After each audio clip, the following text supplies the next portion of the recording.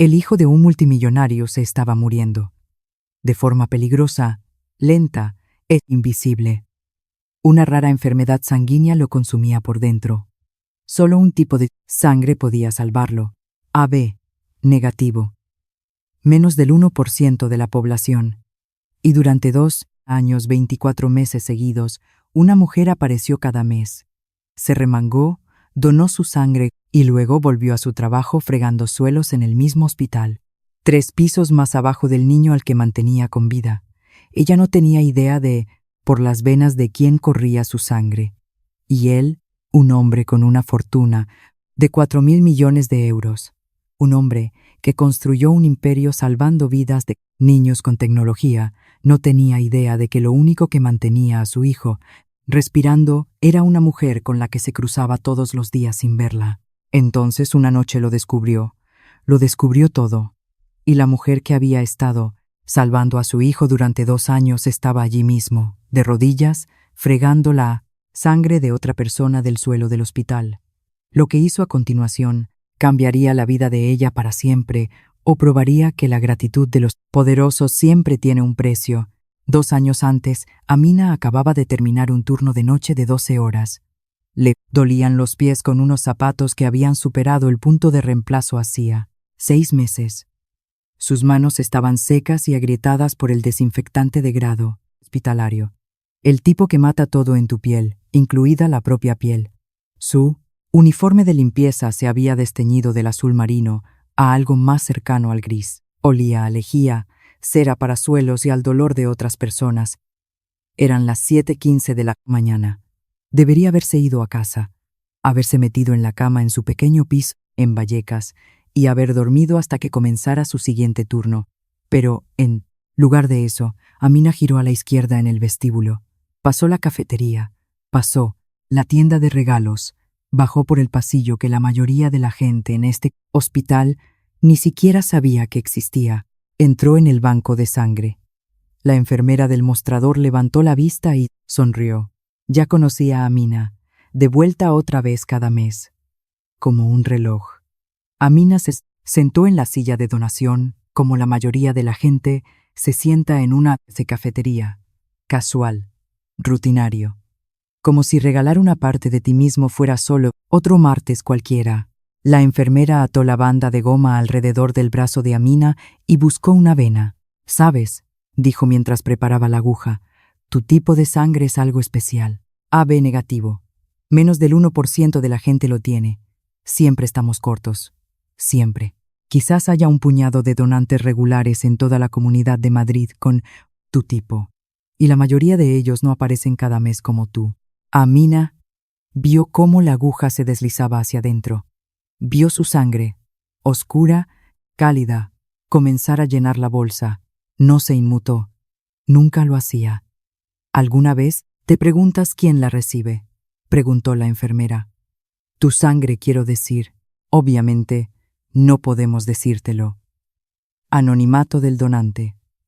Una vez que sale de aquí, se procesa, se tipifica, se cruza y se envía donde sea necesaria. Nunca sabrás en qué cuerpo termina. Y ellos nunca sabrán que vino de ti. Amina negó con la cabeza. «No necesito saberlo. Mi madre solía decir algo en nuestro hogar en Tánger. Decía que la sangre es lo único que ricos y pobres comparten por igual. Cuando la das, das la vida misma». Decía esa frase como algunas personas dicen oraciones, no de forma dramática, no intentando ser profunda, simplemente declarando algo que creía hasta la médula. La enfermera terminó la extracción, etiquetó la bolsa y la colocó en la nevera, junto a las demás. La sangre de Amina sería analizada, procesada y entregada a un paciente en 48 horas. Ese era el sistema. Anónimo, eficiente, invisible. Una persona da, otra persona recibe. Y ninguna de las dos sabe que la otra existe. Amina presionó la bola de algodón contra el interior de su codo, manteniéndola allí. Había hecho esto 7 veces antes de hoy. 7 meses de donación silenciosa. No lo hacía por reconocimiento. No lo hacía por dinero. En España, La donación de sangre es altruista, no hay dinero de por medio. Das, ellos toman. Y el único pago es un bocadillo y un pequeño zumo que Amina siempre aceptaba, porque había aprendido hace mucho tiempo a nunca rechazar comida. Gratis. Se sentó en la silla de recuperación durante los 15 minutos requeridos. Bebió su zumo, comió su bocadillo y luego se levantó. Se volvió a poner su abrigo fino y salió del banco de sangre de la misma manera que había entrado, en silencio, sin que nadie la mirara. No sabía por las venas de quién fluiría su sangre. No necesitaba saberlo, pero si lo hubiera sabido, todo en su vida habría sido diferente. Quédate conmigo, porque el niño que recibe la sangre de Amina ahora mismo es alguien cuyo apellido reconocerás. Amina trabajaba en el turno de noche en el Hospital Universitario Infantil Niño Jesús de Madrid, de 7 p.m. a 7 a.m., 5 noches a la semana. A veces 6, cuando necesitaba las horas extra, que eran la mayoría de las semanas. Su título oficial era personal de limpieza, aunque a menudo ayudaba a los auxiliares de enfermería con tareas básicas no médicas. Era el escalón más bajo de la escalera hospitalaria. Ganaba unos 1.150 euros netos al mes, en Madrid, donde el alquiler de un apartamento de una habitación en un barrio seguro cuesta casi eso. Su trabajo era simple, al menos sobre el papel: limpiar habitaciones, vaciar papeleras, desinfectar superficies, cambiar sábanas cuando los auxiliares estaban desbordados. El personal de limpieza y los celadores son las personas que más recorren los pasillos y menos cobran. Los médicos ven a los pacientes durante minutos, las enfermeras los ven por segmentos de su turno, pero el personal de apoyo vive en esas habitaciones. Son los que escuchan el llanto a las 3 a.m., los que sostienen la mano de un niño cuando los padres se han ido a casa a dormir un poco, los que notan cuando algo cambia en la habitación antes de que cualquier monitor lo capte, y son invisibles, no metafóricamente, literalmente invisibles. Los médicos pasaban junto a Amina, cada noche, como si fuera un mueble. Las enfermeras le daban instrucciones sin levantar la vista de sus historiales. Las familias de los pacientes a veces hablaban de ella mientras estaba allí parada, como si no pudiera oírlos. Era ruido de fondo. Un cuerpo que fregaba y levantaba y limpiaba para que la gente importante pudiera hacer su trabajo importante. Su supervisor, Manolo López, se aseguraba de que supiera cuál era su lugar. Manolo dirigía las operaciones de limpieza nocturna y celadores con la energía de un hombre que creía que la eficiencia era una religión y la compasión una pérdida de minutos facturables. Eres de limpieza, Amina, no terapeuta. Limpia la habitación y sigue adelante. Le había dicho eso hace 3 semanas cuando la pilló sentada con una niña de 6 años que no podía dormir. La niña había estado llorando. Amina le había estado contando una historia sobre el desierto y las estrellas. Manolo le había puesto una amonestación. Tienes 14 habitaciones que preparar esta noche, había dicho sin mirarla. No me importa si la niña llora. Para eso están las enfermeras. Estás aquí para limpiar. Haz tu trabajo o encontraré a alguien que lo haga. Amina no había discutido. Había aprendido hace mucho tiempo que discutir con personas que tenían poder sobre tu nómina era un lujo que no podía permitirse. No cuando su madre la necesitaba. Fátima, el Musawi, tenía 67 años y moría lentamente. Enfermedad renal crónica, etapa 4. Necesitaba diálisis 3 veces por semana. Aunque la sanidad pública española cubría el tratamiento principal, su situación administrativa aún no estaba regularizada del todo, lo que generaba copagos en ciertos medicamentos y la necesidad de acudir a veces a la sanidad privada para evitar listas de espera que su cuerpo no podía soportar. Los costes adicionales, el transporte al centro de la dieta especial que Fátima necesitaba pero no siempre podía pagar, eran aplastantes. Sumaba unos 1.800 euros al mes, dinero que Amina no tenía, dinero que conseguía de todos modos, de alguna manera, cogiendo cada turno extra, comiendo una vez al día, usando zapatos hasta que las suelas se deshacían. Nunca le dijo a nadie en el trabajo sobre su madre Nunca se quejó, nunca pidió ayuda. Simplemente aparecía, hacía su trabajo, daba su sangre una vez al mes y se iba a casa. Cada mañana a las 7:30, Amina salía del hospital y se dirigía a la parada de autobús cerca del Parque del Retiro. Y cada mañana pasaba por el mismo gran cartel publicitario en la avenida de Menéndez Pelayo. Un anuncio masivo para una empresa llamada Iberia Med AI. El eslogan decía: salvando vidas de niños con el poder de la IA. Debajo, un niño sonriendo. Debajo de eso, un logotipo que valía miles de millones. Amina pasaba por ese cartel todos los días, sin una segunda mirada. No sabía quién era el dueño de Iberia Med AI. No sabía que el fundador de la compañía tenía un hijo en el mismo hospital que acababa de dejar, y ciertamente no sabía que el niño en la 7ª planta, el que estaba conectado a bolsas de transfusión de sangre una vez al mes, estaba vivo gracias a lo que fluía de sus venas cada 30 días. Ella simplemente caminaba, cabeza gacha, chaqueta apretada, otra mujer invisible, dirigiéndose a casa en una ciudad que nunca había preguntado su nombre. 3 pisos por encima de donde Amina daba su sangre cada mes, existía un mundo diferente. Un mundo que olía a flores frescas en lugar de desinfectante. Un mundo donde las habitaciones del hospital tenían sillones reclinables de cuero, sábanas de hilo importado y una vista del skyline de Madrid, que la mayoría de los madrileños nunca verían desde ese ángulo. Esta era la ala pediátrica VIP. Y en la habitación 714, un niño de 4 años llamado Leo Vargas estaba viendo dibujos animados a las 2 de la tarde mientras una bolsa de sangre roja oscura goteaba lentamente en su pequeño brazo. Su padre estaba sentado a su lado. Alejandro Vargas, 46 años, fundador y CEO de Iberia Med AI, una empresa valorada en 4.000 millones de euros que utilizaba inteligencia artificial para diagnosticar enfermedades raras en niños en 47 países. El rostro de Alejandro había estado en la portada de Forbes España 2 veces, había hablado en Davos, había estrechado la mano de presidentes y reyes. Su tecnología había identificado leucemia en etapa temprana en más de 12.000 niños, que de otro modo habrían sido diagnosticados demasiado tarde. Y su propio hijo se estaba muriendo. Leo tenía anemia hemolítica autoinmune. AIHA, una condición donde el cuerpo se vuelve contra sí mismo. El sistema inmunológico, que se supone debe protegerte, comienza a atacar tus propios glóbulos rojos, destruyéndolos, comiéndolos vivos desde el interior.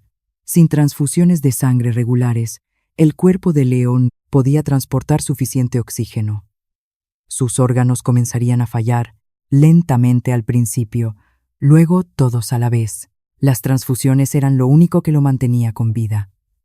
Una bolsa de sangre AB negativo cada mes, coincidiendo con su tipo exacto. Sin ella, su hemoglobina caería a niveles peligrosos en semanas. Alejandro miraba la sangre gotear, miraba cómo entraba en el brazo de su hijo, miraba cómo el color volvía lentamente a la cara de Leo. Y sentía lo mismo que sentía cada mes en esta habitación: rabia. No contra nadie, no contra nada con lo que pudiera luchar, solo rabia contra el universo por darle el poder de salvar a los hijos de otras personas, pero no al suyo. La doctora Elena Ruiz entró. Era la jefa de hematología pediátrica, brillante, serena de la manera en que solo los médicos que han visto lo peor pueden estar serenos. ¿Cómo está respondiendo hoy?, preguntó Alejandro sin apartar la vista del goteo intravenoso. Bien, sus números deberían estabilizarse dentro de 24 horas, igual que el mes pasado. La doctora Ruiz revisó los monitores, ajustó un parámetro, tomó una nota en su tableta. Alejandro se inclinó hacia adelante. ¿Cómo es posible que pueda financiar una empresa que diagnostica enfermedades en 47 países, pero no pueda encontrar un donante de sangre fiable para mi propio hijo? La doctora Ruiz lo miró, no con lástima, con paciencia, porque a la sangre no le importa el patrimonio neto, señor Vargas, solo le importa la compatibilidad. AB, un negativo es el tipo más raro. Menos del 1% de la población en España. No podemos fabricarla, no podemos sintetizarla, y no podemos obligar a la gente a donarla. Todo lo que podemos hacer es esperar que la persona adecuada aparezca. Alejandro miró fijamente la bolsa de sangre, la sangre de otra persona, la sangre de un extraño, lo único entre su hijo y una muerte lenta, y ni siquiera sabía a quién pertenecía. ¿Quién dona esto?, preguntó. Es la misma persona cada vez, doctora. La doctora Ruiz hizo una pausa.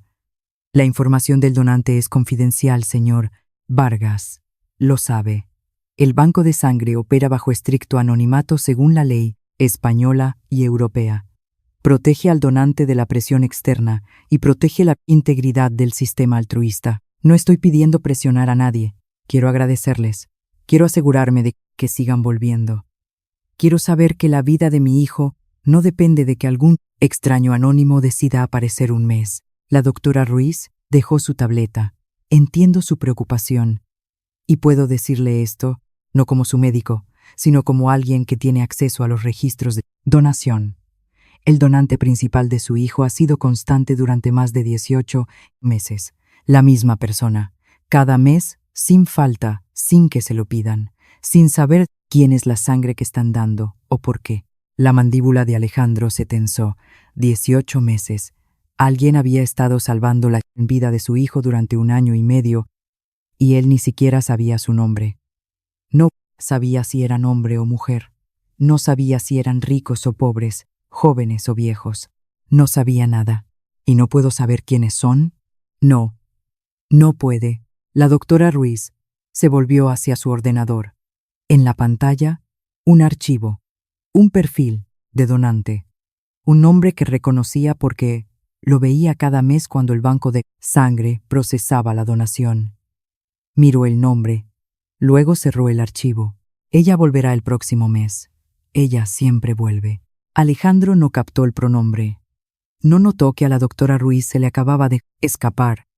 Estaba demasiado concentrado en su hijo, demasiado concentrado en la bolsa de sangre, demasiado concentrado en la terrible y humillante realidad de que todo su dinero, toda su tecnología, todo su poder no podían hacer lo que un extraño anónimo estaba haciendo gratis. Si ya estás involucrado en esta historia, suscríbete ahora y activa las notificaciones, porque lo que está a punto de suceder entre Amina y el niño en la habitación 714 te romperá el corazón de la mejor manera posible.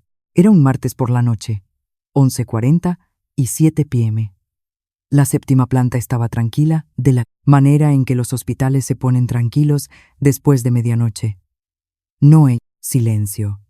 Nunca en silencio.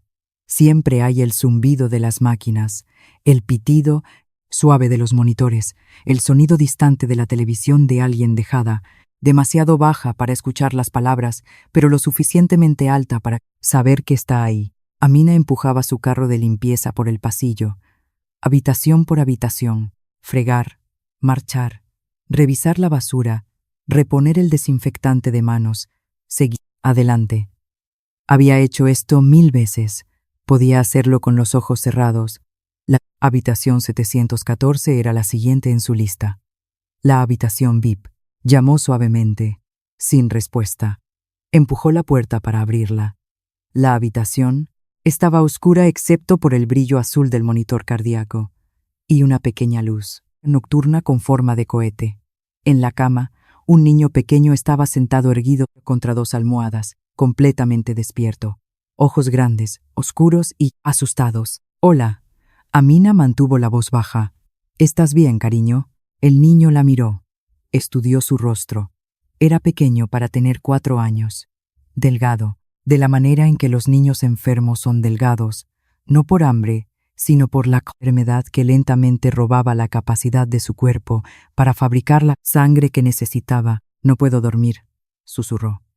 «Está demasiado oscuro y los pitidos dan miedo». Amina miró hacia la puerta. Tenía 13 habitaciones más que limpiar esta noche. Manolo revisaría su progreso a la 1 a.m. Ya iba con retraso. Debería haber seguido adelante. En cambio, aparcó su carro en el pasillo, volvió a entrar en la habitación y se sentó en la silla junto a su cama. «¿Cómo te llamas?», preguntó. «Leo».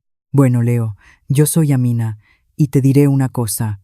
¿Qué te parece si me quedo unos minutos solo hasta que te sientas con sueño? ¿Estaría bien? Él asintió, pequeño, agradecido. Amina le contó sobre el mar en Tánger, sobre cómo las olas suenan diferente allí que en la televisión, sobre los pescadores que salen antes del amanecer y vuelven con redes llenas de plata, sobre su abuela que solía decir que el océano recuerda a cada persona que ha sido amable con él. Leo escuchaba. Sus ojos se pusieron pesados, pero antes de dormirse metió la mano debajo de la almohada y sacó un trozo de papel, un dibujo. Crayón sobre papel de impresora, el tipo de arte que solo un niño de 4 años puede hacer. Esta es la dama de la sangre, dijo, sosteniéndolo para que Amina lo viera. Ella lo miró, una figura de palitos, piel morena, manos grandes sosteniendo un corazón rojo. «¿La dama de la sangre?», preguntó Amina. «Ella viene cada mes». Leo señaló el portazueros junto a su cama, donde todavía colgaba la bolsa de sangre vacía de su última transfusión. «No sé quién es, pero mi papá dice que alguien me da su sangre para que pueda ser fuerte. La llamo la dama de la sangre. Ella me hace sentir mejor». Amina sintió que algo se movía en su pecho, algo cálido, algo doloroso. «¿Crees que la dama de la sangre sabe que me está salvando?», preguntó Leo, su voz volviéndose más suave a medida que el sueño lo acercaba. Amina miró a este niño pequeño y valiente con sus dibujos de crayón y su luz nocturna de cohete, y su cuerpo que estaba librando una guerra que no podía ganar solo. «Estoy segura de que sí, cariño. Y estoy segura de que está feliz de hacerlo». Leo sonrió, cerró los ojos. En un minuto estaba dormido.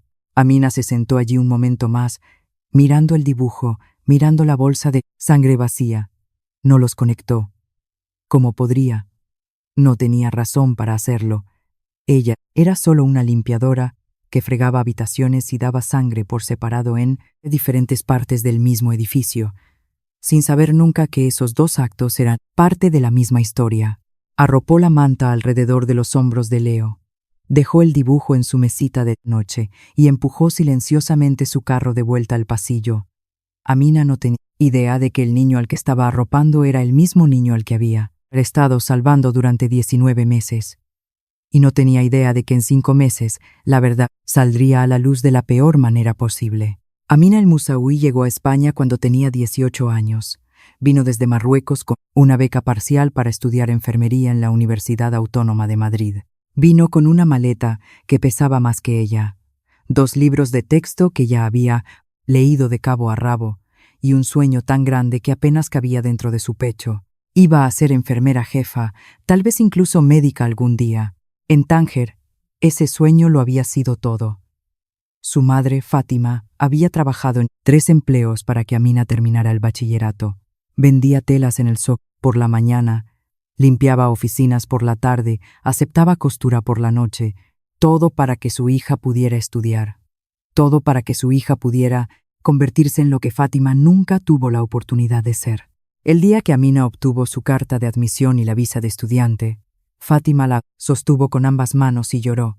No lágrimas tristes, el tipo de lágrimas que vienen cuando algo por lo que has estado rezando toda tu vida finalmente aparece en papel. «Vas a curar a la gente», le había dicho Fátima. «Eso es para lo que fuiste hecha». Y Amina lo creyó. Lo creyó durante su primer año de universidad, cuando el trabajo del curso era brutal y la soledad era peor. Lo creyó durante su segundo año, cuando sacó notas excelentes y su profesor de anatomía le dijo que tenía manos de sanadora. Entonces su madre llamó.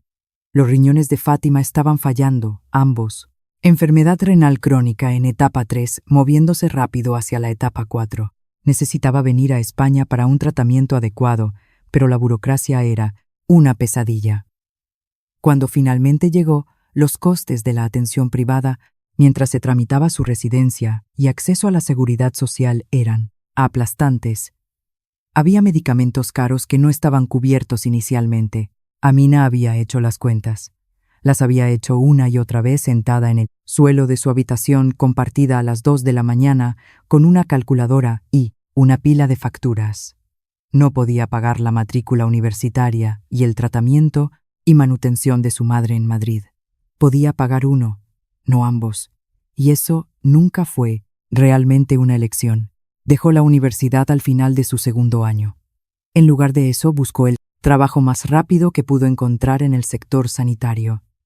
Entró como personal de limpieza en el Niño Jesús porque siempre estaban contratando, porque el turno de noche pagaba un pequeño plus y le permitía cuidar a su madre de día, y porque la mantenía dentro de un hospital, incluso si no era enfermera, incluso si quizás nunca lo sería ahora, todavía estaba allí, todavía en el edificio donde ocurría la curación, todavía lo suficientemente cerca para tocarla incluso si no podía practicarla. Algunas personas se habrían amargado. Algunas personas habrían pasado cada turno, llorando la carrera que perdieron. Amina no porque no sintiera la pérdida, la sentía cada día. La sentía cada vez que veía a una enfermera hacer algo que ella sabía hacer. Cada vez que se paraba en un ascensor junto a residentes MIR, que eran más jóvenes que ella, llevando batas blancas que ella debería haber estado usando. Pero su madre le había enseñado algo hace mucho tiempo que evitaba que la amargura echara raíces. Cuando Amina tenía 16 años, Fátima la había llevado a una campaña de donación de sangre de la Cruz Roja en Tánger. Era la primera vez que Amina donaba. Estaba nerviosa, asustada de la aguja, asustada de la sangre. Fátima le había tomado la mano y dicho algo que Amina llevaría consigo por el resto de su vida. La sangre es lo único que ricos y pobres comparten por igual. Cuando la das, das la vida misma. Amina había estado donando desde entonces. En Marruecos, en Madrid. No porque nadie se lo pidiera, no por dinero en España es ilegal pagar por sangre, sino porque tenía sangre AB negativo y sabía lo que eso significaba. Significaba que era rara. Significaba que su sangre siempre era necesaria. Y significaba que, cada vez que se sentaba en esa silla y abría su vena, alguien en algún lugar viviría que podría no haber vivido de otra manera. No sabía quién. No necesitaba saberlo, ese era el punto. Dar no se trataba de reconocimiento, se trataba de responsabilidad.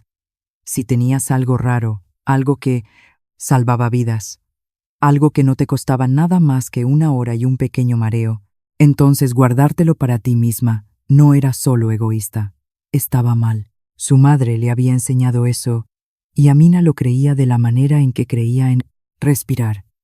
Así que trabajaba sus turnos, limpiaba sus habitaciones, sostenía las manos de los niños en la oscuridad, pagaba las facturas de su madre, y una vez al mes daba su sangre gratis a extraños que nunca conocería. Amina había renunciado a la escuela de enfermería, pero nunca había renunciado a la medicina. La practicaba cada noche en cada habitación que limpiaba, con cada paciente que consolaba, y cada mes con cada bolsa de sangre que daba gratis. Esta historia está a punto de dar un giro que cambiará todo. Suscríbete ahora y activa las notificaciones para no perderte lo que sucede a continuación. Era un jueves, 3:40 y 7 p.m., y en la 7ª planta del Hospital Niño Jesús, algo iba muy mal. Leo Vargas había estado bien esa mañana. Había desayunado, había dibujado. Le había preguntado a su padre cuándo podría irse a casa, la misma pregunta que hacía todos los días, y Alejandro había dado la misma respuesta que siempre daba. Pronto, campeón, pronto. Pero para el mediodía, la piel de Leo se había vuelto del color del papel viejo. Sus ojos, generalmente brillantes e inquietos, se habían vuelto apagados. Su respiración era superficial, rápida, incorrecta. La doctora Ruiz fue avisada a la 1:15. A la 1:30 estaba en la habitación leyendo su análisis de sangre, y su cara le dijo a Alejandro todo lo que necesitaba saber antes de que dijera una sola palabra. Está en crisis hemolítica, doctora, dijo Ruiz. Su cuerpo está destruyendo glóbulos rojos más rápido de lo que hemos visto nunca. Su hemoglobina está en 5.2 y bajando. ¿Qué significa eso?, preguntó Alejandro, aunque una parte de él ya lo sabía. Significa que sus órganos no están recibiendo suficiente oxígeno. Si no, elevamos su hemoglobina en las próximas 6 horas. Estamos ante un fallo orgánico, empezando por sus riñones, luego su corazón. Alejandro agarró la barandilla de la cama. Sus nudillos se pusieron blancos. Entonces transfiúndalo. Hágalo ahora. No tenemos la sangre, señor Vargas. Esas 4 palabras aterrizaron como un golpe físico. ¿Qué quiere decir con que no tienen la sangre? AB negativo es el tipo de sangre más raro en el país. Menos del 1% de los españoles lo portan. El suministro nacional de sangre es críticamente bajo en este momento, especialmente para tipos raros.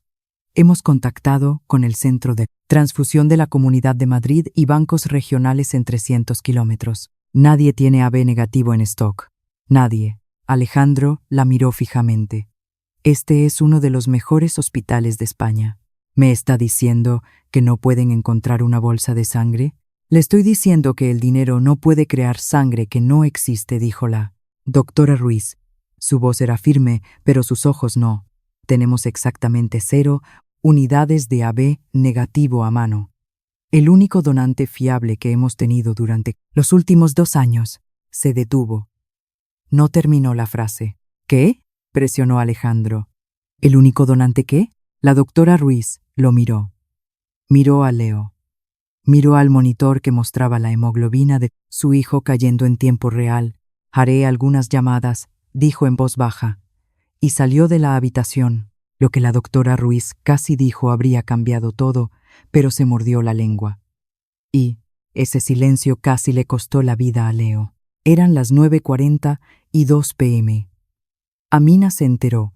Estaba en la 3ª planta reponiendo armarios de suministros, cuando 2 enfermeras doblaron la esquina, hablando en los tonos urgentes y cortados que el personal del hospital usa cuando algo va mal. Pediatría VIP en la 7. Niño de 4 años en crisis hemolítica. Necesita AB negativo y nadie lo tiene.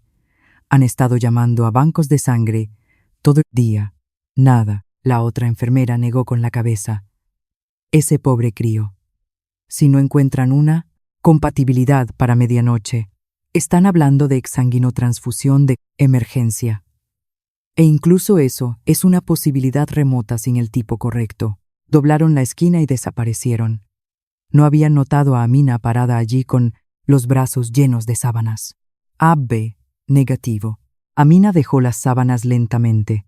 Su corazón latía de una manera que no había latido en mucho tiempo. No rápido, no con pánico, sino fuerte, profundo. La forma en que latía cuando sabía algo con certeza absoluta. Ella tenía sangre AB negativo. Había donado hace 3 semanas. Las pautas en España dicen que debes esperar al menos 2 meses, 8 semanas, entre donaciones, 56 días. Ella estaba en el día 21. Donar ahora sería pronto, demasiado pronto. Sus niveles de hierro podrían no haberse recuperado. Podría marearse. Podría desmayarse. En casos raros, donar con demasiada frecuencia puede causar anemia grave. El tipo que pone al donante en una cama de hospital. Amina sabía todo esto. Había estado donando el tiempo suficiente para conocer las reglas de memoria. También sabía que en algún lugar por encima de ella un niño se estaba muriendo, porque nadie en toda esta ciudad tenía lo que ella tenía. Caminó hacia el banco de sangre, empujó la puerta para abrirla. La misma enfermera que siempre le extraía sangre levantó la vista sorprendida. Amina, no te toca hasta dentro de 5 semanas. Lo sé.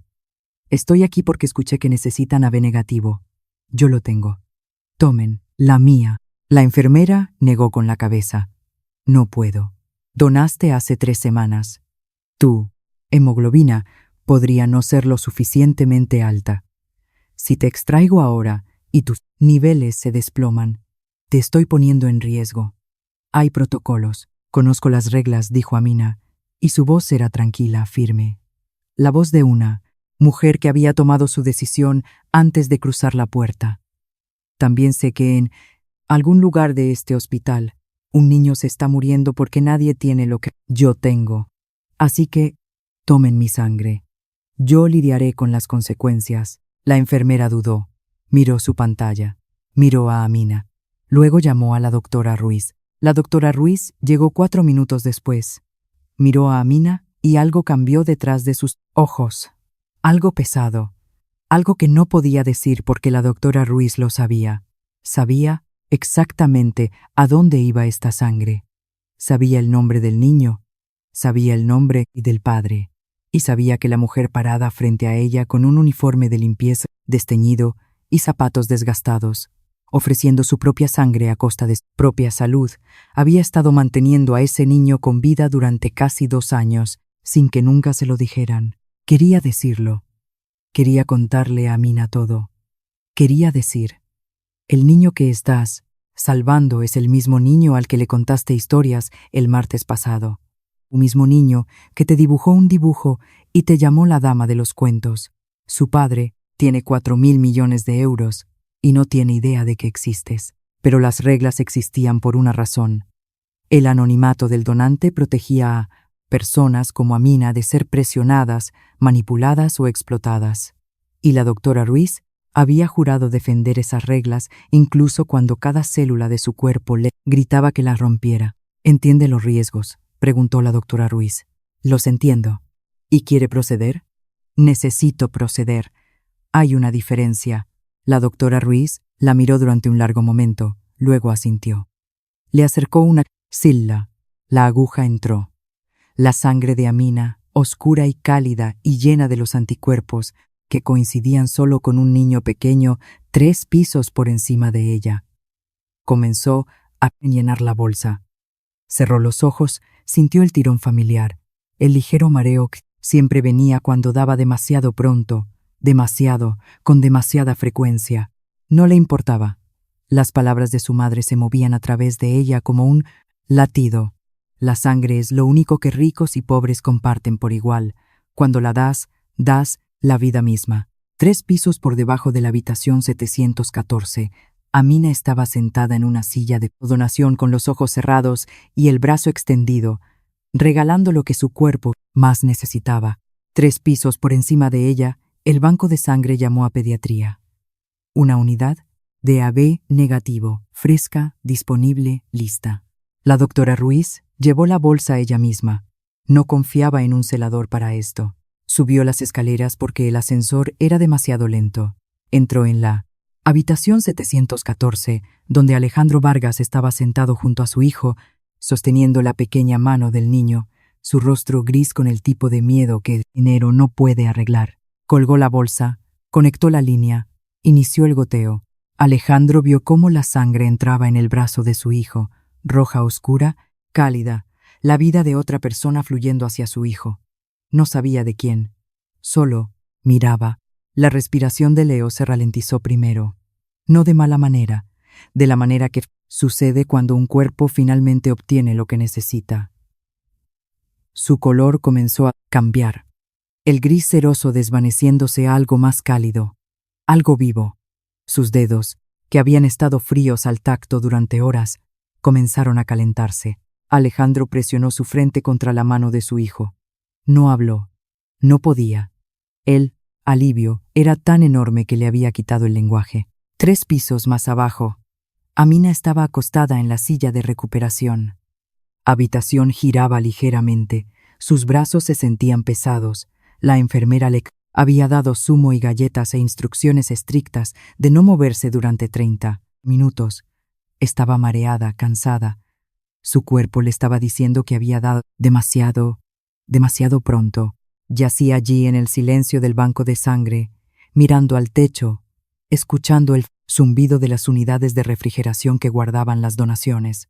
No sabía que su sangre estaba en ese mismo momento sacando a un niño de 4 años del borde del abismo. No sabía que el padre del niño estaba llorando 3 pisos por encima de su cabeza.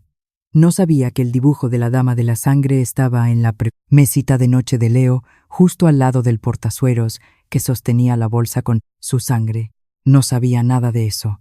Simplemente yacía allí mareada y cansada y tranquilamente segura de que había hecho lo correcto. 2 personas en el mismo edificio conectadas por sangre, separadas por 3 pisos. Y un muro de anonimato que estaba a punto de romperse. A la mañana siguiente, Alejandro Vargas estaba en la oficina de la doctora Ruiz, antes de que ella hubiera terminado su café. Necesito saber quién es el donante. Lo dijo como un hombre que estaba acostumbrado a obtener respuestas. Como un hombre que firmaba cheques, construían alas de hospital. Como un hombre al que nunca le había dicho que no. Nadie que quisiera mantener su financiación. La doctora Ruiz dejó su taza. No se inmutó. Sabe que no puedo hacer eso, señor. Vargas. Mi hijo casi muere anoche. Casi muere porque nos quedamos sin sangre. Y me está diciendo que hay una sola persona en toda esta ciudad que lo ha estado manteniendo vivo durante 2 años y no se me permite saber su nombre. Eso es exactamente lo que le estoy diciendo. Alejandro se levantó, caminó hacia la ventana, caminó de regreso. Era un hombre que resolvía problemas para ganarse la vida, que construía sistemas, que arreglaba cosas. Y en este momento, lo que necesitaba arreglar era la brecha entre la supervivencia de su hijo y un hombre que no se le permitía escuchar. Hay leyes sobre esto en España y Europa, continuó la doctora Ruiz. El anonimato del donante no es una sugerencia, es una protección legal fundamental. Existe porque sin ella los donantes son presionados, son acosados, se les hace sentir culpables para que den más de lo que sus cuerpos pueden manejar con seguridad. El sistema funciona porque los donantes confían en que se respetará su privacidad. Si rompemos esa confianza, los donantes dejan de venir. Y si los donantes dejan de venir, niños como Leo mueren. Alejandro se volvió para mirarla. No voy a presionar a nadie. Quiero agradecerles. Quiero asegurarme de que estén cuidados. Quiero garantizar que mi hijo tenga una fuente fiable de sangre en el futuro.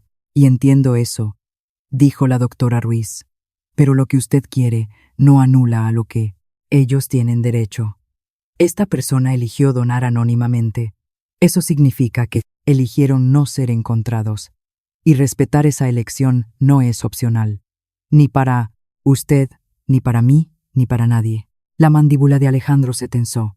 Sacó su teléfono, abrió su aplicación bancaria, giró la pantalla hacia la doctora Ruiz. 5 millones de euros ahora mismo, transferidos al Fondo General de este hospital. Todo lo que necesito es un nombre. La doctora Ruiz miró la pantalla, miró el número, luego miró a Alejandro con una expresión que hizo que algo se moviera dentro de su pecho. Y si vendo ese nombre por 5 millones de euros, ¿en qué me convierte eso? ¿En qué convierte a este hospital? Un lugar donde la privacidad está a la venta, donde los ricos pueden comprar acceso a la información personal de cualquiera, siempre que el cheque tenga fondos. Ella se levantó. Señor Vargas, simpatizo profundamente con lo que está pasando. Su hijo es mi paciente y me preocupo por él, pero no venderé la identidad de un donante. Ni por 5 millones, ni por 50 millones. El día que este hospital ponga un precio al derecho a la privacidad de alguien, es el día en que dejamos de ser un hospital y comenzamos a ser un mercado. Alejandro guardó su teléfono. Sus manos temblaban, no de ira, de algo peor, de la comprensión de que por primera vez en su vida adulta había algo que su dinero genuinamente no podía comprar. Se fue sin decir otra palabra. Alejandro no podía comprar la respuesta, pero estaba a punto de tropezar con ella de una manera que rompería cada suposición que había hecho sobre quién salva vidas y quién merece ser salvado. La misma semana que Alejandro estaba tratando de comprar un nombre, Amina estaba sentada en la consulta de otro médico recibiendo noticias que la destrozarían. El nefrólogo de su madre era un hombre amable con ojos cansados que daba malas noticias, de la manera en que lo hacen todos los buenos médicos, suavemente, pero sin falsas esperanzas. Los riñones de Fátima estaban acabados. Ambos. Enfermedad renal en etapa terminal, etapa 5. La diálisis ya no era suficiente. Necesitaba un trasplante. Sin uno. El médico dijo que tenía quizás 6 meses, quizás menos. Amina se sentó en la silla de plástico y escuchó y no lloró. No todavía. Guardó eso para más tarde. Los números la golpearon como una pared. Aunque la operación en sí estaría cubierta en la sanidad pública, una vez que Fátima estuviera en la lista de espera, el proceso de llegar allí era el problema. Su estado de salud era tan precario que necesitaban cuidados intermedios y medicación específica que la Seguridad Social no cubría completamente debido a su situación administrativa, aún en trámite. El médico sugirió que, dada la urgencia, la vía privada para estabilizarla y prepararla para el trasplante era la única opción realista para que sobreviviera hasta que llegara un riñón público. El coste estimado para ese tratamiento puente vital era de unos 30.000 euros.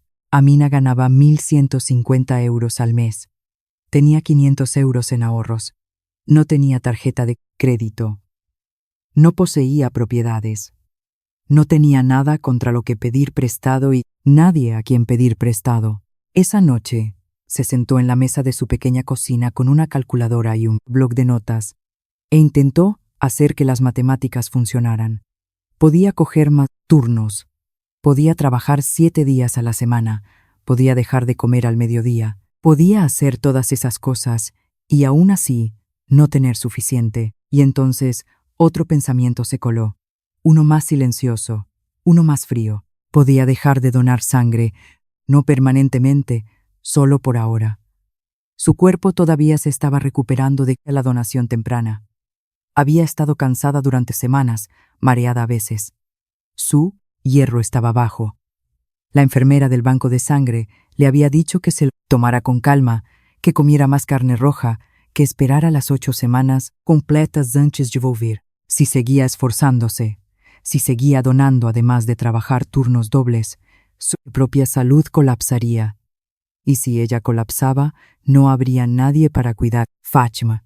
Pero si dejaba de donar, en algún lugar de este hospital, un niño con sangre AB negativo tendría una opción menos, una oportunidad menos, un mes menos de supervivencia garantizada.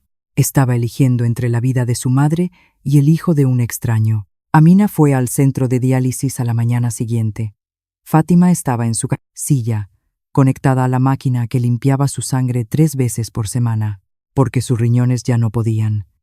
Parecía más pequeña de lo que había parecido el mes pasado, más delgada, más frágil. Amina le contó sobre la necesidad del tratamiento puente, sobre el coste, sobre las matemáticas imposibles.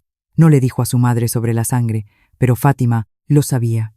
Las madres siempre lo saben. Estás pensando en parar, ¿verdad? Amina miró hacia otro lado. Mamá, necesito concentrarme en ti ahora mismo. No te atrevas a dejar de dar sangre por mi culpa, Amina. La voz de Fátima era débil, pero las palabras tenían hierro en ellas. El día que dejes de dar es el día que dejas de ser quien eres. Pero mamá, no puedo perderte. No me perderás. Fátima extendió la mano y tomó la de Amina. Su agarre era frágil, pero sus ojos eran feroces. Pero no me salves dejando morir al hijo de otra persona. Esa no es a quien crié. Esa no es quien eres. Amina sostuvo la mano de su madre, la sostuvo fuerte, y no dijo nada porque no había nada que decir que no fuera una mentira. Esa noche, a las 3 a.m., Amina se sentó en el vestuario del personal de limpieza. Acababa de terminar un turno doble y estaba tan cansada que le dolían los huesos. Lloró. No el tipo de llanto bonito, el tipo feo, el tipo donde todo tu cuerpo tiembla y no puedes respirar y presionas tu cara contra tus rodillas, hace sonidos que no pertenecen a un idioma. Lloró porque estaba arruinada y su madre se estaba muriendo y estaba exhausta y nadie en el mundo sabía su nombre. Lloró porque había regalado su sangre 24 veces y nunca nadie le había dado las gracias. Y no quería que le dieran las gracias, pero tampoco quería ser invisible nunca más. Y se odiaba a sí misma por querer eso, porque querer reconocimiento por la bondad. Sentía que hacía que la bondad fuera menos real. Lloró en la oscuridad en un vestuario vacío a las 3 de la mañana, y nadie la vio. Nadie la veía nunca. Era la 1:13 a.m. de un martes, cuando el mundo de Alejandro Vargas se abrió de golpe. Había venido al hospital sin avisar. No podía dormir. No podía dejar de pensar en la crisis hemolítica. No podía dejar de escuchar la voz de la doctora Ruiz diciendo: «No tenemos la sangre». Así que había conducido hasta el Niño Jesús en medio de la noche para sentarse con Leo para verlo respirar. para contar las subidas y bajadas de su pequeño pecho y convencerse de que su hijo todavía estaba vivo. Estaba caminando desde el ascensor hacia el ala VIP cuando pasó por el banco de sangre. La puerta estaba entreabierta, el pasillo estaba vacío y dos enfermeras dentro estaban hablando. No se habría detenido, no habría escuchado. Pero una de ellas dijo un nombre que llamó su atención. Amina ha vuelto otra vez, tercera vez este mes que viene a revisar el horario. Quiere asegurarse de que está lista para su próxima donación. La otra enfermera rió suavemente. Esa mujer es algo especial. Es la única irregular AB negativo que tenemos. Lo ha sido durante 2 años. Aparece como un reloj. Nunca falla. Incluso vino temprano el mes pasado cuando tuvimos esa emergencia. Alejandro dejó de caminar. Ella es la razón por la que ese niño Vargas todavía está aquí, ya sabes. Habría muerto 3 veces sin ella, 24 donaciones en 24 meses, todas anónimas. Nunca ha preguntado ni una vez a quién va. Alejandro se quedó en ese pasillo como un hombre que había sido golpeado, algo que no podía ver. Sus pies no se movían. Su corazón latía tan fuerte que estaba seguro de que las enfermeras podían oírlo. Amina. AB negativo, 24 donaciones. El niño Vargas. Su hijo. La sangre de su hijo. La vida de su hijo. Una mujer llamada Amina. Personal de limpieza. La mente de Alejandro comenzó a correr. Conocía ese nombre. No personalmente, no de la manera en que conoces a alguien con quien has hablado, sino de la manera en que conoces una palabra que has visto 100 veces sin leerla. Amina, el nombre, en una tarjeta de identificación que había mirado y olvidado, la cara con la que se había cruzado en los pasillos sin registrarla. La mujer con el carro de limpieza que siempre estaba allí y nunca era visible. Se alejó del banco de sangre. Lentamente, en silencio, sus manos temblaban. Dobló una esquina, luego otra siguiendo el sonido de maquinaria, el chirrido instante de ruedas sobre baldosas, hasta que llegó al pasillo este de la tercera planta, y allí estaba ella. Amina estaba de rodillas en el suelo limpiando. Un paciente en la habitación 312 había tenido una hemorragia nasal, una mala, y había sangre en el linóleo, y Amina estaba sobre sus manos y rodillas, fregándola con un trapo y una botella de peróxido. Alejandro se paró al final del pasillo y la observó. Observó sus manos. Los guantes de nitrilo azul, estirados sobre dedos que ya estaban agrietados debajo de ellos. Sus rodillas en el suelo mojado. Su cabello recogido en un moño apretado.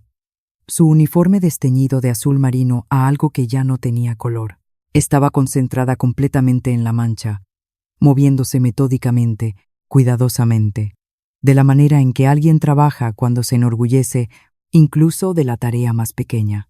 Ella no sabía que él estaba allí, y Alejandro se dio cuenta, parado en ese pasillo vacío a medianoche, de que había pasado junto a esta mujer cientos de veces. Cientos. Había pasado junto a ella en el vestíbulo, en el ascensor, en el pasillo fuera de la habitación de su hijo.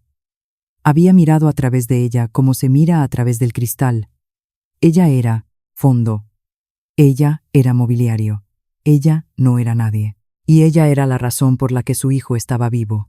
Pensó en lo que le había dicho a la doctora Ruiz. Donaré 5 millones de euros. 5 o millones por un nombre. Y aquí estaba el nombre. Aquí estaba la persona de rodillas fregando sangre del suelo de un hospital por 1.150 euros al mes y había estado regalando su propia sangre gratis cada mes durante 2 años para mantener a su hijo respirando. Alejandro Vargas había construido una empresa valorada en 4.000 millones de euros sobre la promesa de salvar vidas de niños. Su rostro había estado en portadas de revistas, había sido llamado visionario, disruptor, genio, y su hijo estaba vivo gracias a una mujer a la que nunca se había molestado en ver.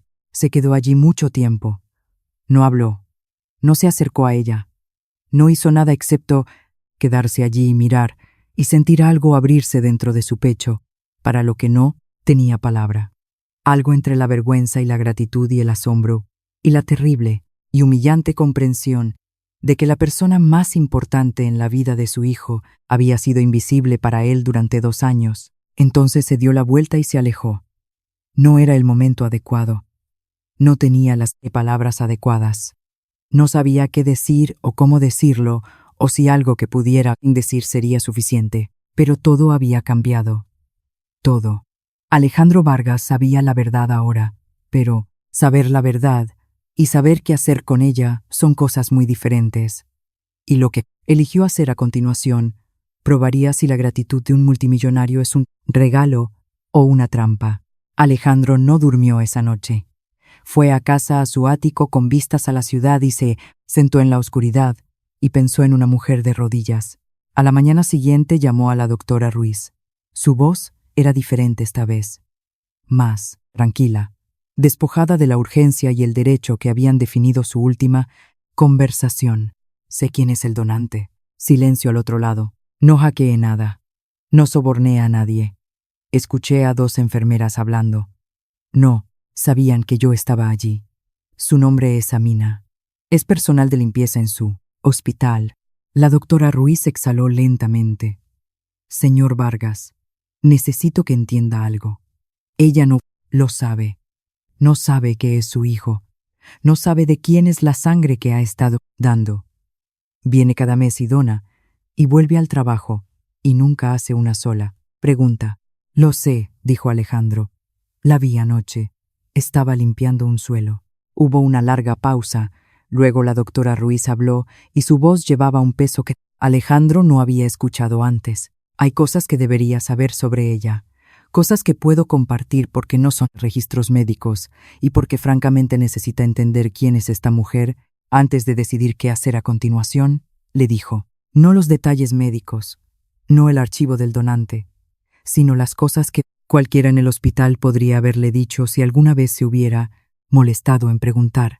Que Amina había sido estudiante de enfermería, que había dejado la universidad para pagar el tratamiento de su madre en Marruecos y luego traerla a España, que su madre estaba ahora en fallo renal en etapa terminal y necesitaba un trasplante y cuidados intermedios costosos, que Amina trabajaba turnos dobles para cubrir los gastos no cubiertos por la seguridad social, que había estado donando sangre desde que era adolescente, que había donado temprano durante la crisis contra el consejo médico a riesgo de su propia salud, porque escuchó que había un niño que necesitaba AB negativo y no podía pasar de largo ante esa necesidad sin detenerse. Ella no sabía que era Leo, dijo la doctora Ruiz en voz baja. Solo escuchó que un niño estaba en problemas. Eso es todo lo que necesitaba escuchar. Alejandro se sentó en su silla de oficina, una silla que costaba 4.000 euros en una habitación con vistas al skyline de Madrid, en un edificio que llevaba su nombre en la pared del vestíbulo, y pensó en una mujer que ganaba menos 4 meses de lo que costaba su silla. Una mujer que había renunciado a su sueño de ser enfermera jefa para salvar a su madre. Una mujer que regalaba su sangre cada mes, aunque la enfermara. Una mujer que limpiaba los suelos del hospital donde dormía su hijo. Y nunca mencionó una vez que ella era la razón por la que ese niño estaba vivo. Pensó en su empresa, Iberia Med AI, salvando vidas de niños con el poder de la IA. Estaba impreso en tarjetas de visita, estaba en vallas publicitarias. Era el eslogan de un imperio de 4.000 millones de euros, construido sobre la idea de que la tecnología podía resolver los problemas de la salud humana. Pero la salud de su hijo no había sido resuelta por la tecnología. La salud de su hijo había sido mantenida por un ser humano con una aguja en el brazo y la creencia de que no puedes pasar de largo ante alguien que se está muriendo si tienes el poder de ayudar. Eran las 6:07 de la mañana. Madrid en noviembre. El tipo de frío seco que encuentra los huecos en tu ropa y se asienta en tus huesos. El cielo todavía estaba oscuro. Las luces del aparcamiento proyectaban largos charcos amarillos sobre el asfalto. Amina salió del hospital de la misma manera que siempre lo hacía. Cabeza gacha, chaqueta fina apretada, bolso sobre un hombro, moviéndose rápido porque el autobús nocturno búho pasaba a las 6:20, y si lo perdía, tendría que esperar 40 minutos para el siguiente. No vio al hombre apoyado contra el coche negro cerca de la salida este. No lo habría reconocido si lo hubiera hecho. Alejandro Vargas no era alguien cuya cara hubiera tenido motivos para aprender. Disculpe. Amina se detuvo, se volvió, miró al hombre. Abrigo caro, ojos cansados, manos en los bolsillos. No parecía peligroso, parecía perdido. ¿Puedo ayudarle? ¿Es usted Amina? ¿Amina el Musawi? Ella sintió que algo se tensaba en su pecho. Cuando los extraños saben tu nombre completo, rara vez son buenas noticias. Sí. ¿Quién es usted? Alejandro no respondió a la pregunta. Todavía no. En cambio, hizo una. ¿Por qué lo hace? Amina parpadeó. ¿Hacer qué? Donar sangre cada mes durante 2 años. ¿Por qué? La tensión en su pecho se convirtió en hielo. ¿Cómo sabe eso, por favor? La voz de Alejandro era tranquila, casi cuidadosa. Como un hombre manejando algo frágil. No estoy aquí para causar problemas. Solo necesito entender. ¿Por qué lo hace? Amina estudió su rostro. Era buena leyendo a la gente. Aprendes eso cuando pasas tus noches cuidando a niños que no pueden decirte qué les duele. Este hombre no era amenazante. Era algo más. Apenas se mantenía unido. Porque puedo, dijo simplemente. Tengo un tipo de sangre raro. AB negativo.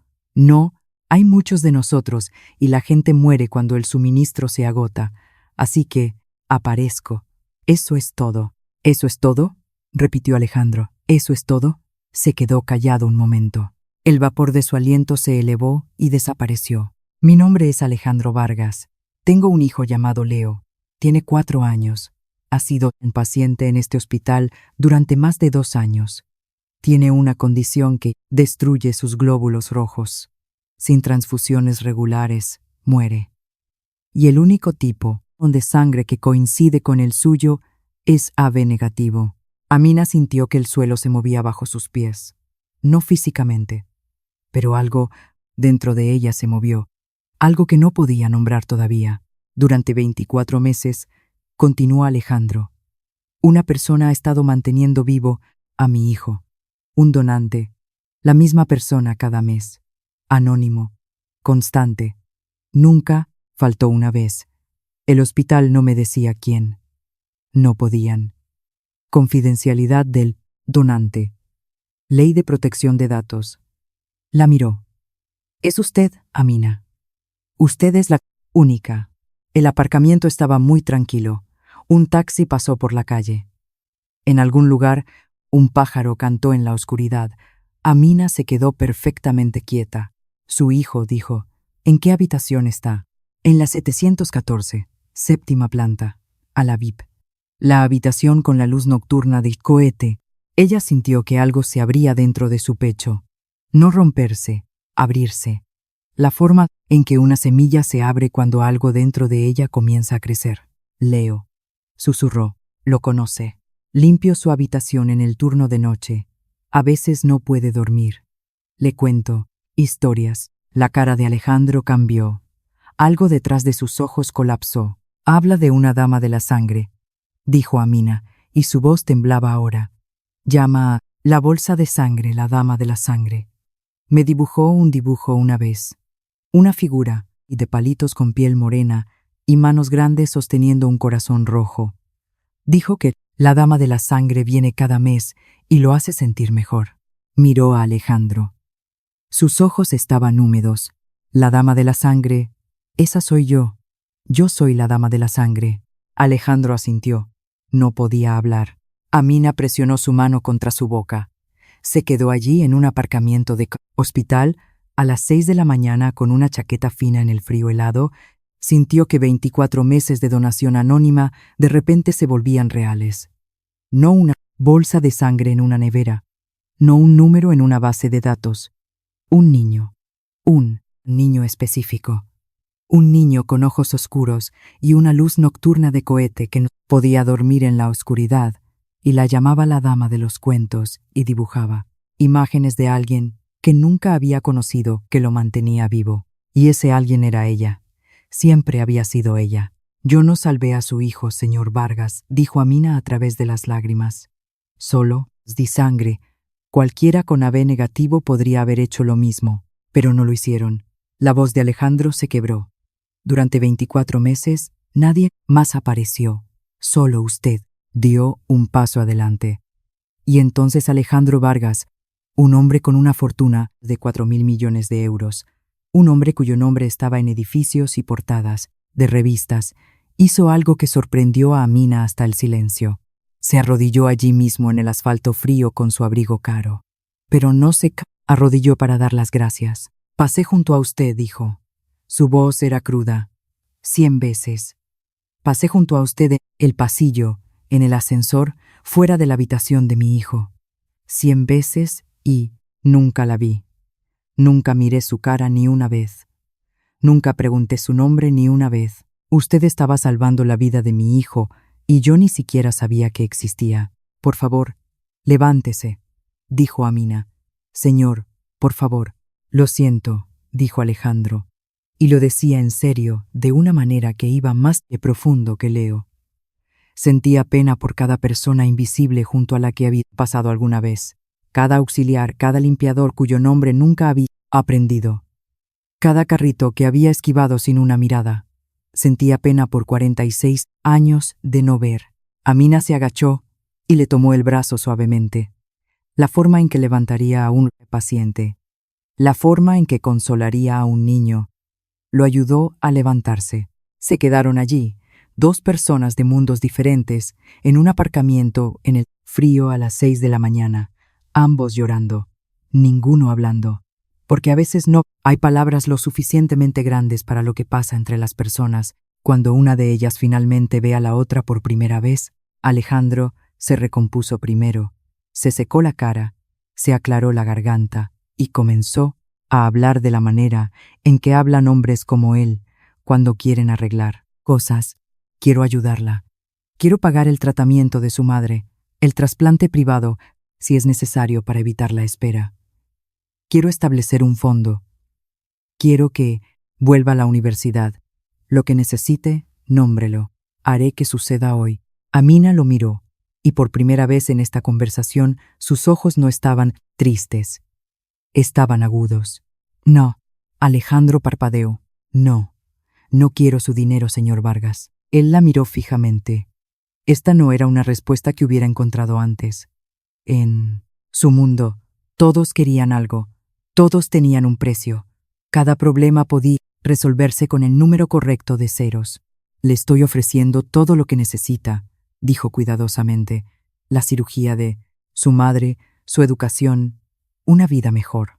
Y estoy diciendo que no. La voz de Amina era firme. Si acepto dinero por sangre, deja de ser un regalo, se convierte en una transacción. Y mi madre me enseñó que la sangre es sagrada, no está a la venta, ni para usted ni para nadie. Alejandro abrió la boca, la cerró, la abrió de nuevo. Entonces, ¿qué quiere? Porque tengo que hacer algo.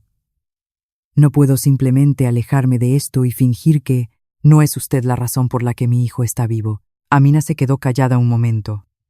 Miró el hospital detrás de ella, el edificio, al que entraba cada noche y dejaba cada mañana, el lugar donde fregaba suelos y cambiaba sábanas y sostenía las manos de los niños, y nunca era vista una vez por las personas que lo dirigían. Quiere agradecerme, dijo.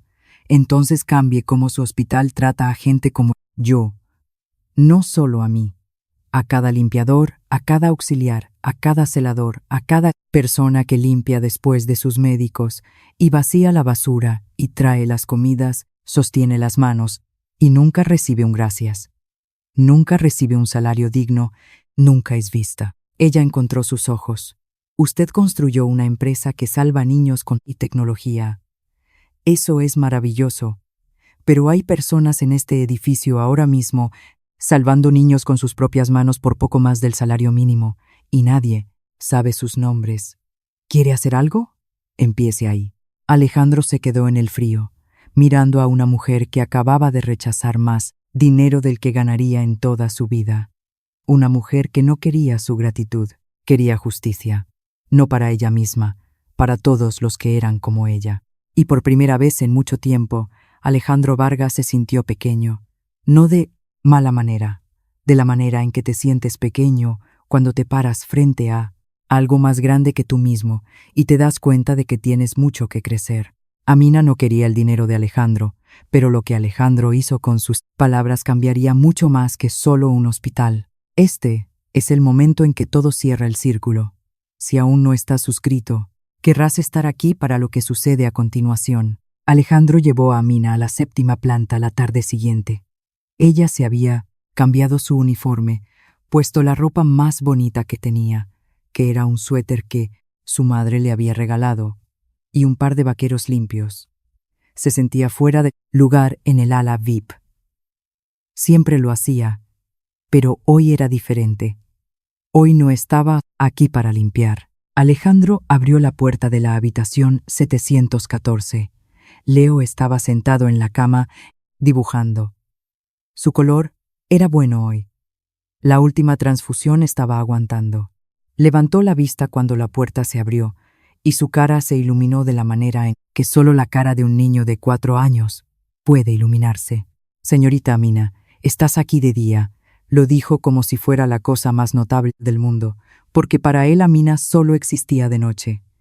Ella era la mujer que aparecía en la oscuridad con un carro de limpieza e historias sobre el océano. Hola, Leo. La voz de Amina era firme, pero sus ojos no. ¿Cómo te sientes hoy? ¿Bien? Mejor. La dama de la sangre vino otra vez. Miró el portazueros, la bolsa vacía, el tubo que había llevado su sangre al brazo de este niño. Ella siempre viene. Alejandro dio un paso adelante. Se agachó junto a la cama de su hijo. Campeón, quiero decirte algo. ¿Sabes cómo siempre hablas de la dama de la sangre, la persona que te da sangre cada mes? Leo asintió. Ella me hace fuerte. Así es. Lo hace. Alejandro miró a Amina, luego de vuelta a su hijo. Bueno, la dama de la sangre está aquí. Está parada justo ahí. Leo miró a Amina, luego a su padre, y luego a Amina de nuevo. La mente de un niño de 4 años funciona diferente a la de un adulto. No hay filtro entre la comprensión y la expresión, ningún cálculo social, ninguna vacilación. Leo miró a Amina, la mujer que le contaba historias sobre pescadores y océanos, y a la bolsa de sangre vacía, el héroe invisible que lo mantenía vivo, y sus ojos se abrieron mucho. Tú eres la dama de la sangre y la dama de los cuentos. Eres 2 personas. Amina rió, un sonido corto y roto que era mitad risa y mitad sollozo. No, cariño, soy solo una persona. Solo hago 2 cosas. Leo la miró con una expresión de pura maravilla sin filtrar. El tipo de maravilla que solo existe antes de que el mundo te enseñe a ser cínico. Entonces abrió los brazos. Amina cruzó la habitación y envolvió sus brazos alrededor de ese niño pequeño y lo sostuvo de la manera en que había sostenido a su madre y de la manera en que su madre la había sostenido a ella. Fuerte, presente, como si estuviera tratando de verter todo lo que sentía a través de su piel y dentro de la suya. Alejandro estaba detrás de ellos. No hizo ningún sonido, pero su cara estaba arruinada. Lágrimas corriendo libremente, mandíbula tensa, manos apretadas a los costados. No porque estuviera triste, sino porque estaba viendo algo sagrado. Lo sabía. Leo se apartó, metió la mano debajo de su almohada y sacó un trozo de papel, arrugado y desgastado por meses de dormir sobre él, y llevarlo y mostrarlo a cada enfermera que entraba en la habitación. El dibujo, la dama de la sangre, una figura de palitos con piel morena y manos grandes, sosteniendo un corazón rojo. Había dibujado a Amina mucho antes de que nadie supiera quién era. Un niño la había visto antes de que un multimillonario lo hiciera. Esta eres tú, dijo Leo, sosteniendo el dibujo para que Amina lo viera.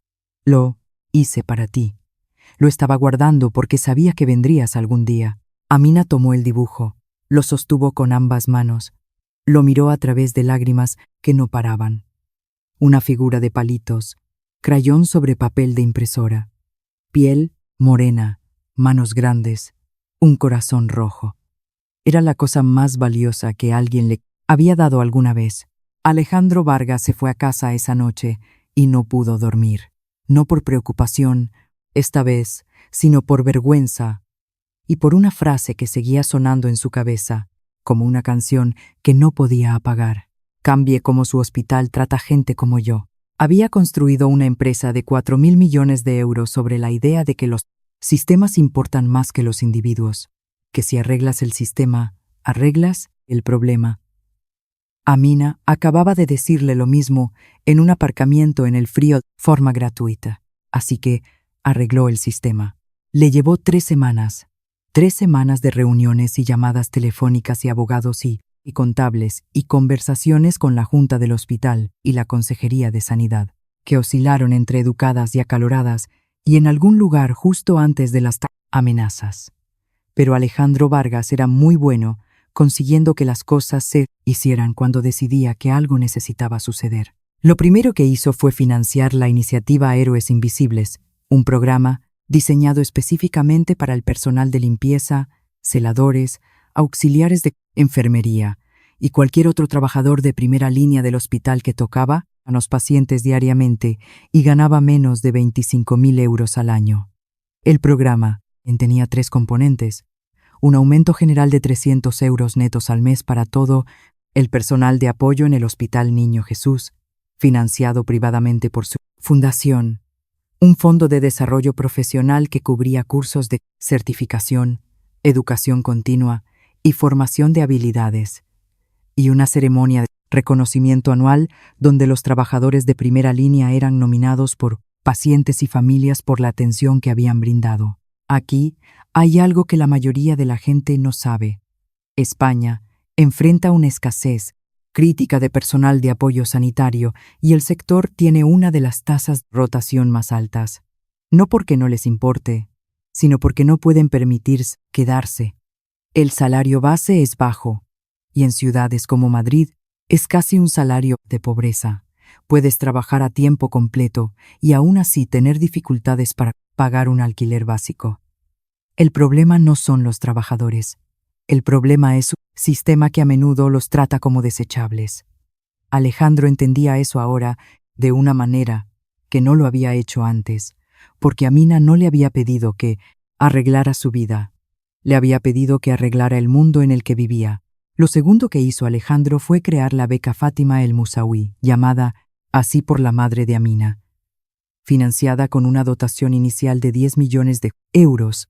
La beca estaba abierta a cualquier trabajador sanitario de primera línea, limpiador, auxiliar, celador que trabajara en un hospital público y quisiera cursar estudios superiores en sanidad, enfermería, medicina. Matrícula completa, estipendio mensual para vivir, sin condiciones. Alejandro no le había dicho a Amina sobre el nombre. Lo había elegido sin preguntar, porque hay algunas cosas para las que no necesitas permiso para honrar. Lo tercero que hizo fue lo más grande. Redirigió una parte del presupuesto de investigación de Iberia Med AI hacia la construcción de un registro nacional de tipos sanguíneos raros. Una plataforma digital que conectaría a donantes de tipos raros con pacientes que los necesitaban en toda España, en coordinación con la Cruz Roja y el Sistema Nacional de Salud. Coincidencia en tiempo real, alertas automatizadas, un sistema que aseguraba que ningún hospital se quedaría nunca sin AB negativo o B negativo, o cualquier otro tipo raro porque no sabían quién lo tenía. La tecnología que había construido el imperio de Alejandro finalmente se estaba utilizando para resolver el problema que casi había matado a su hijo. El evento de lanzamiento se celebró en el auditorio principal del Hospital Niño Jesús un jueves por la tarde en marzo. Alejandro estaba en el podio frente a 400 personas, médicos, enfermeras, miembros de la Junta, medios de comunicación, personal de cada nivel del hospital, y en la tercera fila, Manolo López, supervisor, sentado con los brazos cruzados y la mandíbula tensa. Le habían dicho que la asistencia era obligatoria. No le habían dicho por qué. Alejandro ajustó el micrófono. Construí una empresa para salvar niños con tecnología, comenzó. Mi cara ha estado en portadas de revistas. Me han llamado visionario.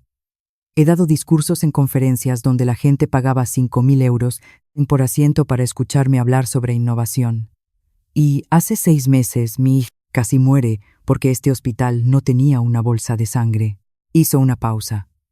Mi hijo está vivo hoy gracias a una mujer que trabaja en este edificio. Una mujer que gana poco más del salario mínimo. Una mujer que friega suelos y cambia sábanas, y ayuda a los auxiliares, y limpia después de todos con nosotros. Una mujer que donó su sangre cada mes durante 2 años anónimamente, sin pago, sin reconocimiento, sin saber nunca la vida de quien estaba salvando. Lo hizo porque su madre le enseñó que dar sangre no es caridad, es responsabilidad. Miró a Amina. Estaba sentada cerca de la parte de atrás.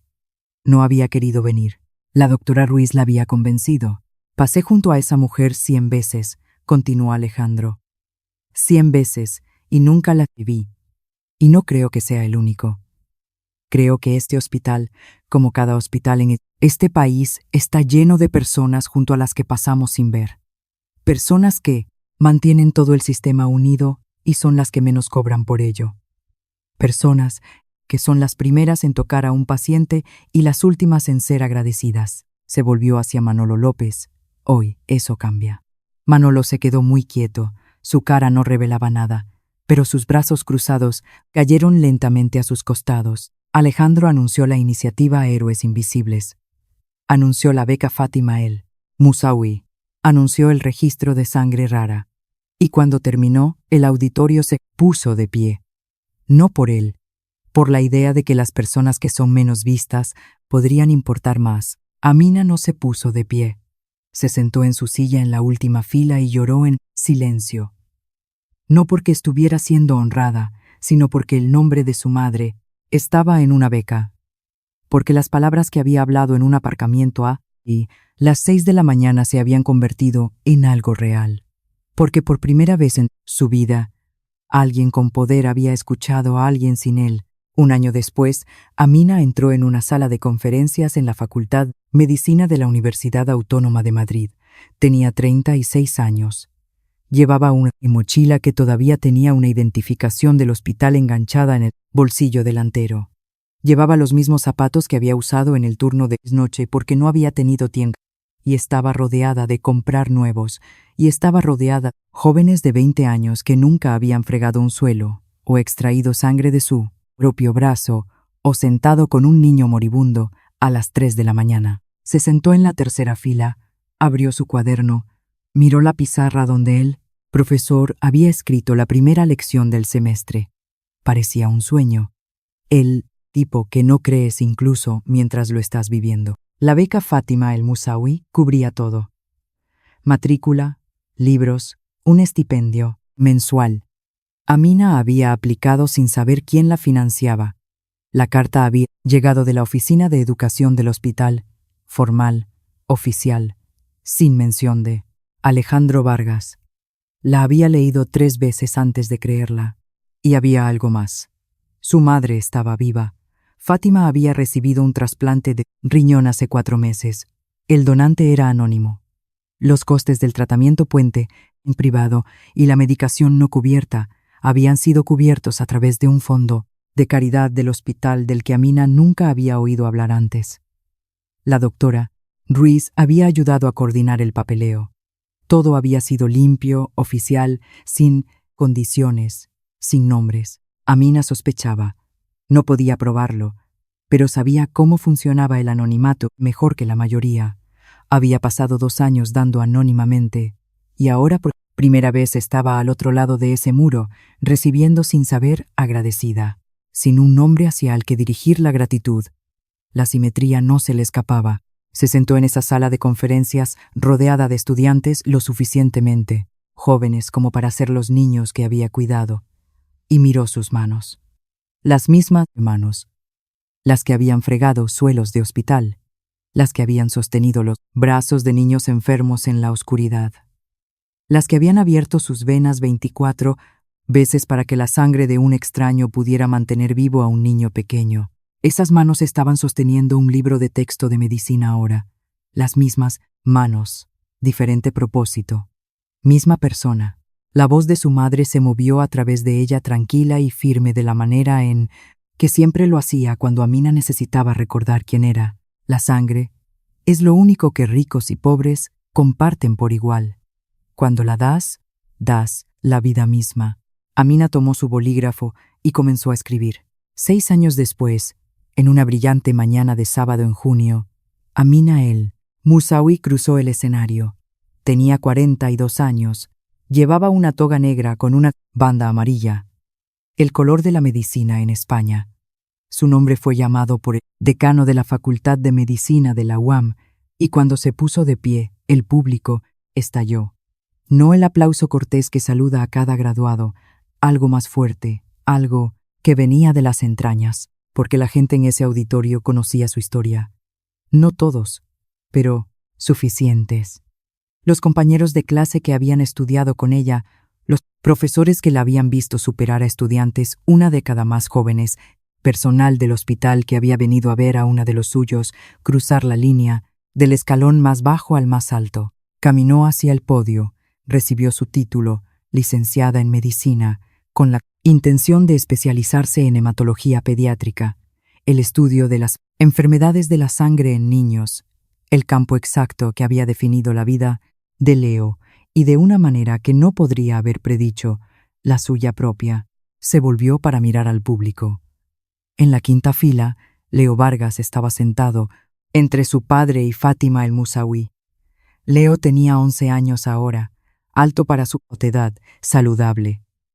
Su ayá había entrado en remisión sostenida hace 18 meses gracias a una terapia combinada, desarrollada por la División de Investigación de Iberia Med-EI, informada en parte por observaciones clínicas que Amina había contribuido durante sus rotaciones de residencia. La enfermedad que casi lo había matado se había convertido en el puente que conectaba su tratamiento con la formación de ella. Fátima estaba sentada en una silla de ruedas. Tenía 75 años ahora, delgada, pero sus ojos eran brillantes y su espalda estaba recta, y llevaba los mismos pendientes de oro que había llevado el día que llevó por primera vez a Amina a donar sangre en Tánger. Alejandro estaba sentado con las manos juntas en su regazo. No estaba llorando, todavía. Lo estaría. Amina miró hacia el público desde el escenario. Cientos de caras, pero encontró la que estaba buscando. Leo estaba sosteniendo algo, un trozo de papel, arrugado, amarillento en los bordes, roto en una esquina por años de manipulación. El dibujo, la dama de la sangre, una figura de palitos con piel morena y manos grandes sosteniendo un corazón rojo, lo había guardado. Durante 7 años lo había guardado, y ahora lo estaba sosteniendo en un auditorio lleno de gente sonriendo a la mujer que una vez había sido su cuentacuentos de medianoche y su salvavidas anónimo, y que ahora era oficialmente doctora. Amina miró ese dibujo y sintió todo a la vez.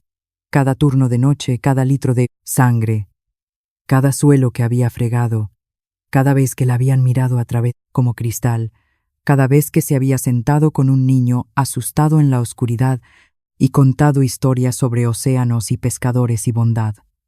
Todo se reducía a esto. Un trozo de papel en la mano de un niño no habló. No necesitaba hacerlo. Miró sus manos, las mismas manos que habían fregado suelos y donado sangre y consolado a un niño pequeño asustado en la oscuridad. Ahora sostendrían un estetoscopio, pero nunca olvidarían dónde había estado. Gracias por seguir el increíble viaje de Amina de limpiadora invisible a la doctora que ayudó a salvar al niño que había estado salvando todo el tiempo. Sí, esta historia te conmovió. Si te hizo pensar diferente sobre las personas junto a las que pasas todos los días, por favor, suscríbete a este canal y comparte este video con alguien que necesite escucharlo. Aquí está la verdad. Hay personas en tu vida ahora mismo que están dando todo lo que tienen y recibiendo nada a cambio. Personas que aparecen todos los días, hacen el trabajo más difícil y nunca son vistas. Están en tus hospitales, tus escuelas, tus oficinas, tus barrios. Están fregando suelos y conduciendo autobuses y reponiendo estantes y cuidando a tus padres y a tus hijos. Y la mayoría de nosotros pasamos de largo. La madre de Amina solía decir algo que quiero que lleves contigo. La sangre es lo único que ricos y pobres comparten por igual. Cuando la das, das la vida misma. Así que tengo 2 preguntas para ti. ¿Cuándo fue la última vez que donaste sangre? ¿Y cuándo fue la última vez que verdaderamente viste a alguien junto a quien pasas todos los días? Deja tu respuesta en los comentarios. Comparte este video con alguien que da sin ser visto. Y si tú o alguien que conoces tiene un tipo de sangre raro, por favor considera convertirte en un donante regular en tu centro de transfusión local o Cruz Roja. Podría ser la única coincidencia para un niño que cuenta contigo. Hasta la próxima. Mantente amable, sigue dando, y nunca subestimes el poder de lo que fluye por tus venas. Suscríbete ahora y activa las notificaciones para no perderte nunca otra historia como esta.